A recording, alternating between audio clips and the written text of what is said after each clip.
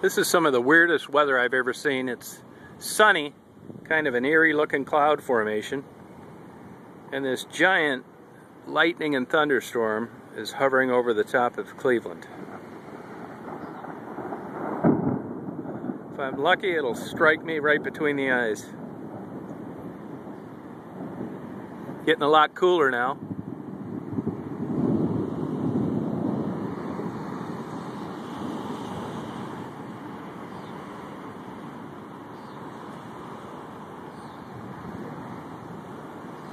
You can see where the rain's hitting downtown Cleveland now. The top of that tower is a little obscured.